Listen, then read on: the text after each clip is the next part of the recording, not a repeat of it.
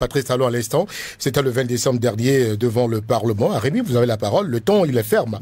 Au nom du développement... Non, tout le monde sait de qui le chef d'État parle. De qui il parle? Il parle d'Olivier Bokor et de ses amis. C'est eux, c'est pour eux que c'est fini. Les usurpateurs, les députés nommés, les maires nommés, c'est pour eux que c'est fini. Les autres savaient déjà depuis 2016 à quoi s'en tenir. Il n'a jamais fait de cadeau à ses opposants pour qu'ils disent que maintenant c'est fini. Ceux qui profitaient du système de l'intérieur et qui veulent le poignarder dans le dos, on les connaît. À eux, ils parlent. Et tout le monde il ne parle pas, selon vous, de ses opposants politiques. Il a dit c'est fini. Ça veut dire que quelque chose était en cours depuis. Hein, ça dit, et puis ses opposants, je vous le dis, à qui il a fait de... Vous voulez qu'on parle de Yaïboni, qui a été bloqué chez lui pendant 50 et quelques jours, qui a été gazé au marché de Tantokwa, qui a eu la vie sauve. C'est à ce passé-là, il fait allusion, ou à quel passé? Non, ça, on connaissait ça. Ça dit, pour ça, là, les opposants n'avaient rien à espérer du régime.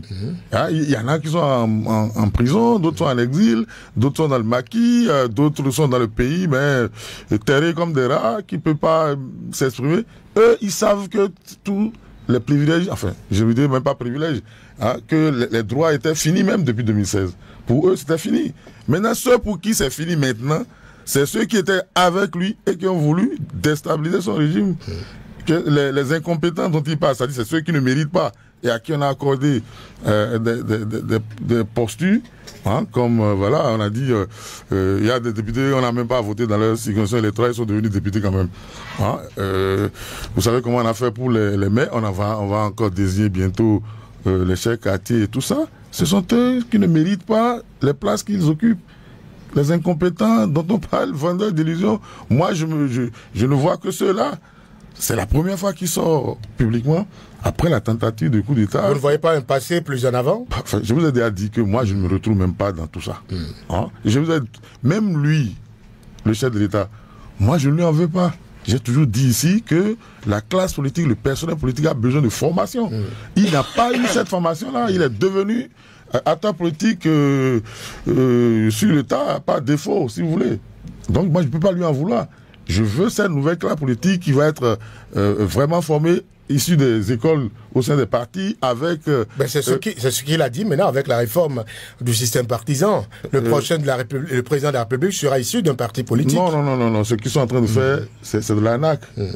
On ne peut pas consacrer autant Je vous ai déjà dit ici, on ne peut pas donner autant de pouvoir à des gens qui n'ont pas la compétence, qui n'ont pas la formation. On va revenir, les forme et après on leur donne... On va revenir au contexte dans lequel le discours là est intervenu rapidement. Le contexte, c'est Hollande. Je vais donner la parole aussi à Listel.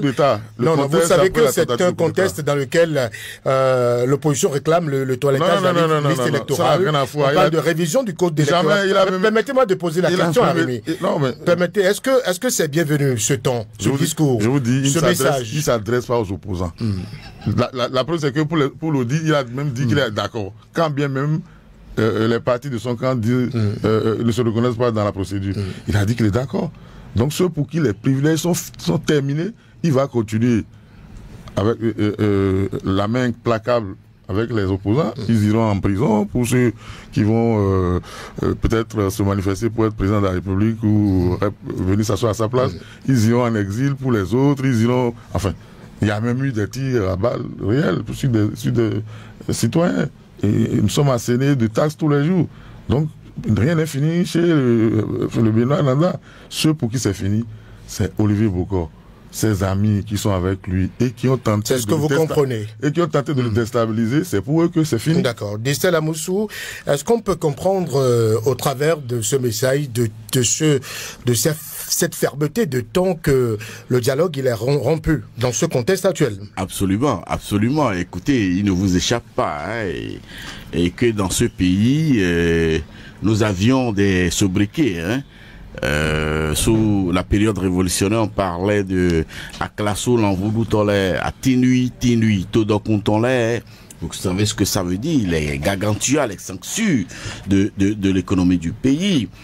C'est dans ce pays qu'on a dit que nous nous appelons Biglotier, mais voyez-vous, et c'est des faits qui ont poussé des gens à nous appeler le quartier, le pays malade de l'Afrique, parce que nous pouvions avoir en 5 ans une série de 3 coups d'État. Et la musique militaire pouvait résonner sur les chaînes de radio à tue-tête, à chaque instant. La révolution, n'est-ce pas, du général Feu Mathieu Kérékou est venue, depuis 1972, régler un certain nombre de problèmes, notamment sécuritaires, comportementaux, où on a tenté d'inculquer le patriotisme aux enfants. Nous apprenions le civisme et le patriotisme à l'école. Aujourd'hui, ça a disparu. De 90 à ce jour, ça a disparu de sorte que oui, en tournant le regard vers le développement économique du pays, avec le président Nicéphore Soglo, Premier ministre alors, puis président de la République, le Bénin s'est retrouvé dans une démarche, n'est-ce pas, de prospérité économique, chacun ayant apporté sa brique, son pan à la structuration de notre économie. Mais il reste qu'aujourd'hui, le problème politique reste réel. Il reste que quelqu'un pouvait venir avec une valise en main, n'est-ce pas, depuis 90, on l'a observé, et venir ravir la vedette à la classe politique et devenir président de la République. On l'a observé. On l'a observé avec le président Mbedi, qui est venu du Gabon, je ne sais où, avec beaucoup d'argent, où on avait vu circuler des sous de femmes estampillées, PRD, à Cancel et tout. On a vu des boîtes d'allumettes. On a vu d'autres personnalités, Ildefonse William Le Monde perd son âme avec beaucoup de gadgets. Tout. On a vu même des campagnes à l'américaine, dites à l'américaine dans notre pays, où des avions avec Lionel Zissou pouvaient se pavaner. Le président Patrice Talon a dit, nous allons désormais vers de grands ensembles en formant des militants. Former des militants, c'est supposer former des cadres imbus du patriotisme et du civisme. Voyez-vous, donc, pouvoir avoir le respect de la chose publique. Donc, l'air du Béninois, du Bénin révélé. Voyez-vous, c'est à cela qu'il nous convie. Alors, lorsqu'on sort de ce contexte-là que je viens d'énumérer, on ne peut qu'avoir une lecture aussi rude. On ne peut que décaper, n'est-ce pas, nos plaies dans l'optique de les désinfecter et de les soigner. Nous ne pouvons pas, n'est-ce pas, travailler, poursuivre, n'est-ce pas, notre chemin sur la plaque de cicatrisation apparente, alors que ces plaies-là suppurent par le bas en profondeur. Donc il faut aller attaquer le mal en profondeur. Oui, qu'on pense que ce n'est pas soi et que c'est les autres, c'est une lecture. On ne peut pas dénier ça. Qu'on pense que avec les opposants, il n'y avait jamais eu de cadeau et que les Béninois lambda n'ont jamais eu de cadeau. C'est une lecture respectable que je respecte. Mais cette lecture n'a pas empêché d'autres Béninois, dans un contexte nouveau, d'aller négocier qu'on sorte, n'est-ce pas, des membres de la Sénat ou de la Cour constitutionnelle pour qu'on s'installe. Voyez-vous, on a toujours cette lecture-là. Ce qu'il faut, c'est de partir du point où ça fait mal, où ça peut faire mal, du point zéro, et de progresser désormais. Oui, qu'on parle de Olivier Bokor et des siens qui ont voulu le poignarder dans le dos, c'est une pratique qu'il faut, n'est-ce pas, définitivement combattre. Et le président Boni Yahi a dit dans ce pays, avant lui, le président Nicéphore Dieudonné Soglo a dit, on vient pêcher du poisson dans mon étang, et on revient me le vendre cher. D'où il a créé, avec son épouse, la renaissance du Bénin. Donc pour vous, nous sommes tous comptables. Alors cette fermeture, cette fermeté, pardon, dans le discours, on l'a observé avec le président Boni Yahi, qui a dit, mais nom de Dieu, laissez-moi travailler. Il est allé sur le campus d'Abou Bekalavi dire qu'il était prêt à verser son sang. Si les gens tentent, n'est-ce pas, à retourner la machine du développement. Il a dit, devant les étudiants, qu'on va devoir marcher sur son corps. Donc cette fermeté-là, tout Béninois ayant été à la tête, tout bon Béninois ayant été à la tête de ce pays, ayant été au contact des réalités, ne peut qu'à un moment donné s'exacerber. le président Nicéphore Dieudonné Soglo, alors qu'il était Premier ministre, il était nommé, élu Premier ministre pratiquement, pour former un gouvernement. Dès qu'il retient un nom, il y a toujours des dossiers contre la personne. Dès qu'il retient un second nom, il y a toujours eu des dossiers contre la personne. Quelqu'un venait toujours pour lui dire « Ah, il est mêlé à tel dossier et tel autre dossier. » Mais il s'est énervé un jour, il dit « Mais, mon Dieu, on va quand même pas couper la tête à tous les Béninois et travailler avec le tronc. » C'est dire quoi? C'est dire oui, nous devons prendre conscience définitivement de ce que... Qu'on est comptable de ce passé honteux. Tous autant que nous sommes. Arimi s'y est soustrait. Je vais peut-être vous faire écouter le chef de l'État qui a reconnu sa part de responsabilité dans l'État dans lequel se trouvait le Bénin avant 2016. Il était en conférence de presse en compagnie de son homologue Emmanuel Macron à Paris. Nous étions en 2018.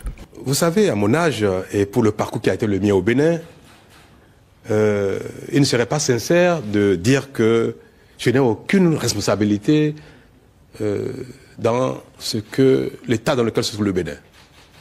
Il faut le dire, la responsabilité est partagée par malheureusement beaucoup d'entre nous béninois, dont moi-même.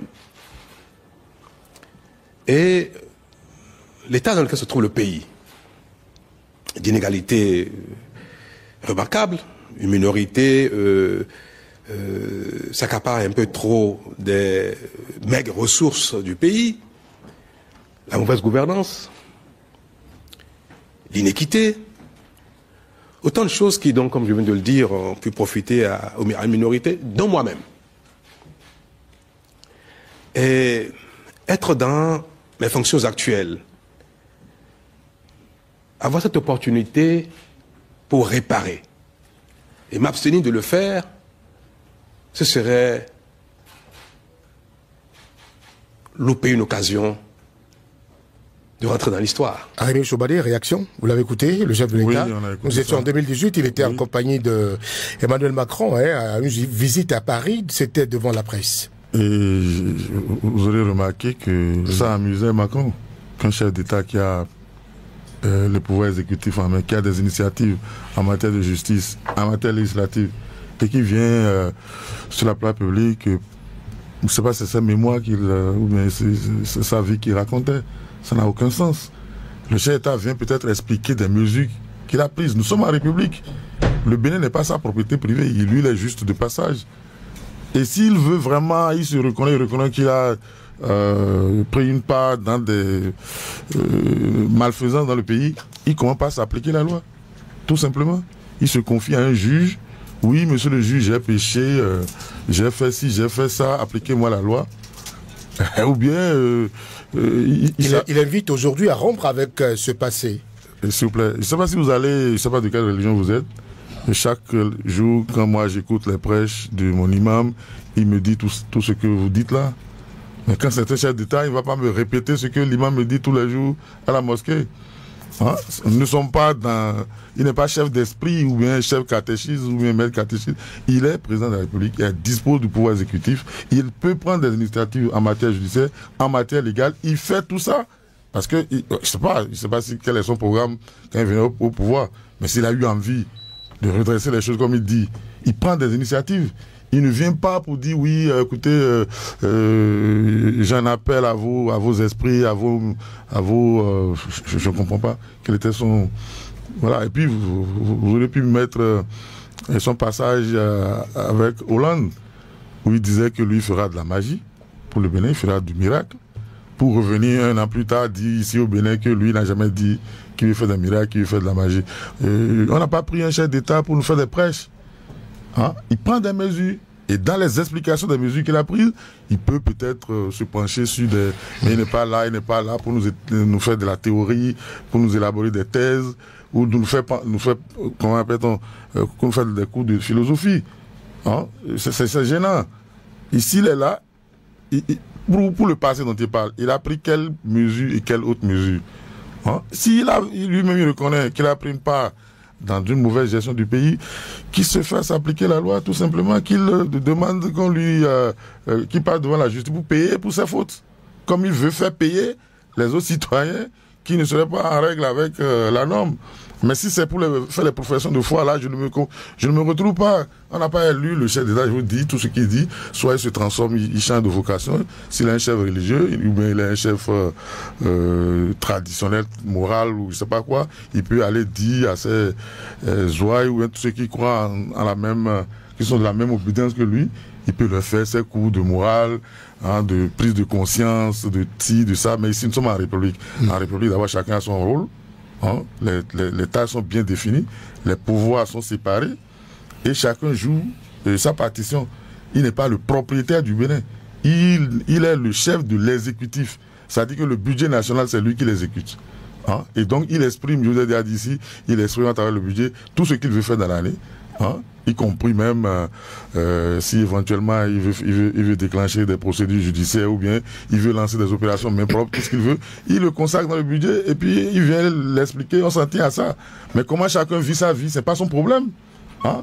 Il peut y avoir beaucoup plus de voleurs dans le pays. Lui, on lui dit seulement essayer de les réprimer dans la mesure du possible. C'est tout.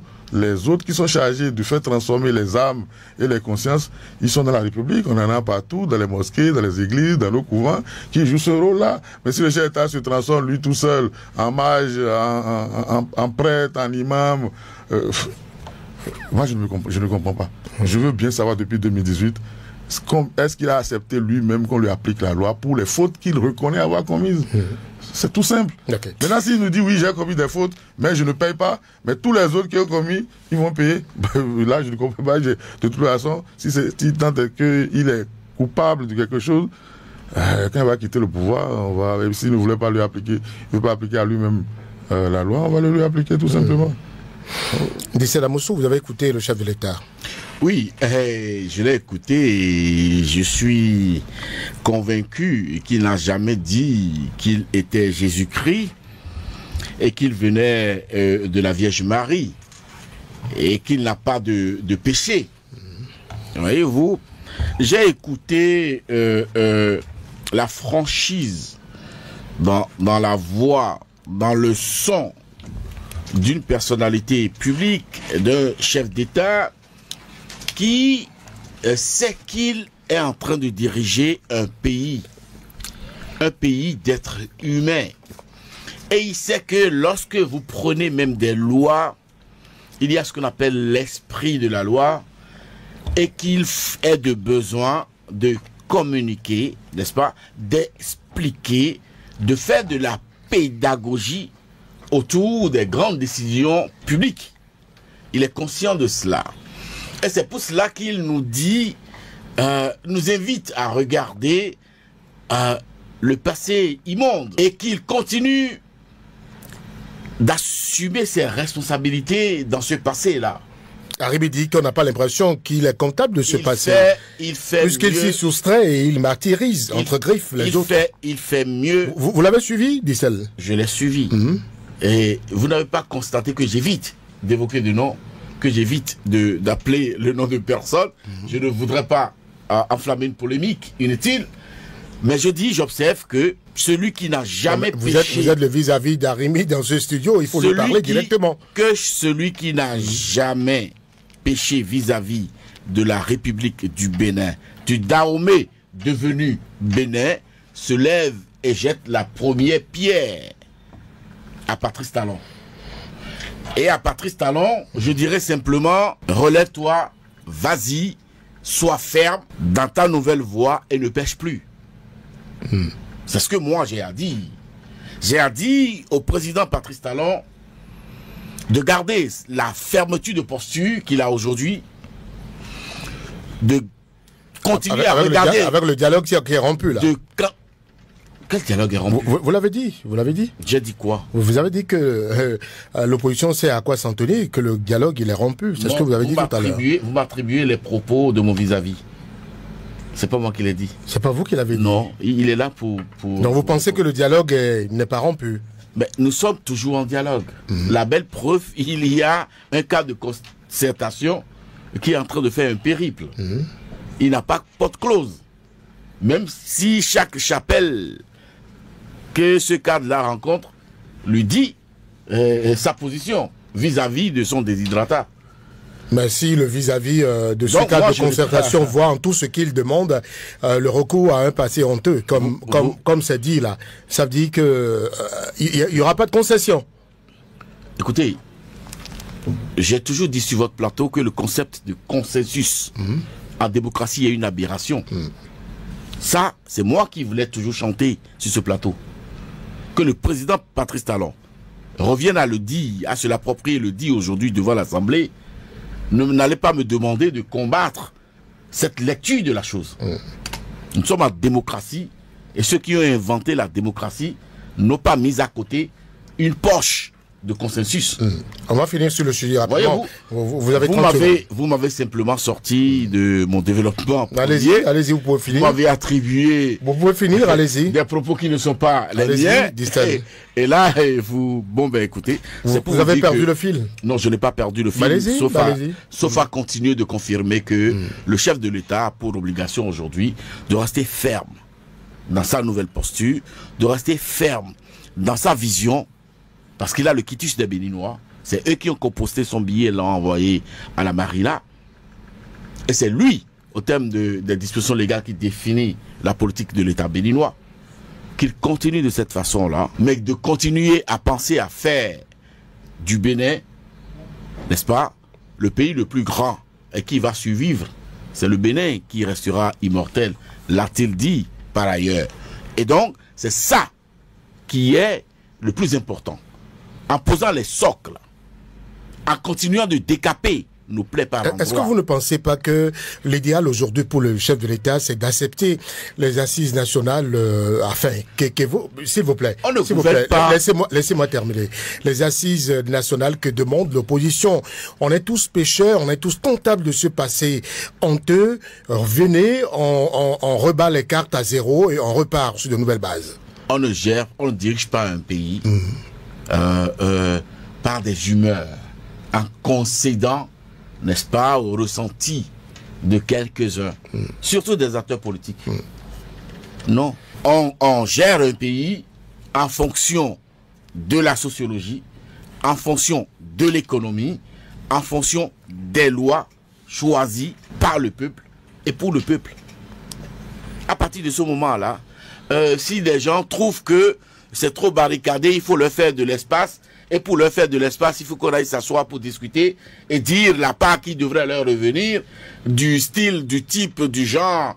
Allez voir le président à la Marina dit, vous n'avez que les vôtres dans les institutions. Est-ce qu'il n'est pas possible de dégager un ou deux pour que nous, on puisse avoir de la place et nous asseoir et intégrer le système? Non, cette manière de voir la République désormais doit s'arrêter.